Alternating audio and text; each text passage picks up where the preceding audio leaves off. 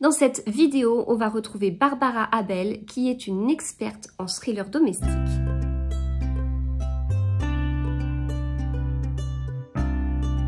Hello, j'espère que vous allez bien. Aujourd'hui, on va parler de ce livre Après la fin de Barbara Abel.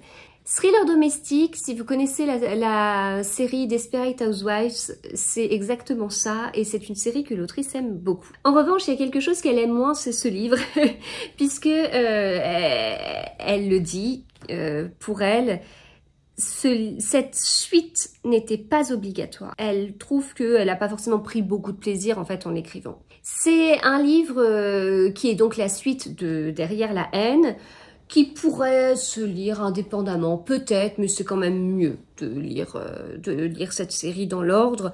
Ça va plus loin, disons que Derrière la haine, c'était un sacré livre, hein, vraiment, c'est l'un des livres phares de Barbara Abel, peut-être celui qui a le plus de succès. Là, on va avoir une suite, mais on n'est pas sur tout à fait les mêmes personnages, enfin, pour certaines raisons, bref.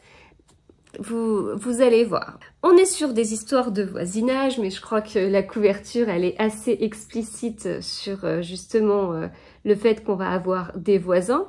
Enfin, quoi que la couverture, elle peut faire penser à autre chose une fois qu'on a lu le livre aussi. Et donc, eh bien, moi j'ai passé un excellent moment de lecture. J'ai rien à reprocher à ce livre, je l'ai trouvé vraiment bien, j'ai retrouvé ce que j'apprécie dans les thrillers domestiques, qui pour moi sont un sous-genre des thrillers psychologiques, qui pour moi sont un sous-genre des thrillers, etc. Comme je considère les thrillers domestiques comme un sous-genre des thrillers psychologiques, ça veut dire qu'au niveau de la psychologie des personnages, c'est nickel.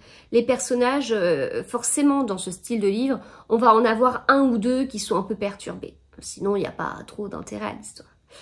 Et on arrive presque à les comprendre, en fait, tout est tellement bien décrit. On arrive à comprendre leur cheminement et dans quel état d'esprit ils sont, même si on ne cautionne pas du tout. Mais on arrive à comprendre, en fait, à voir, à voir où ils en sont, voilà. Et à se dire, bon, un petit décalage avec la réalité, ça va être difficile de lui faire comprendre que c'est pas ce qui se passe. Enfin voilà, on va plutôt ressentir ce style de choses. C'est pas mon préféré de l'autrice, mais comme je vous le dis, j'ai passé un très bon moment. Comme souvent avec ce style de livre, il y a beaucoup de choses qui sont prévisibles. Quand je lis un thriller domestique, je vais pas forcément m'attendre à être surprise. Et si je le suis, là on est sur un haut niveau, quoi. Parce que pour moi, être très très surpris et avoir des sacrés retournements de situation, etc.,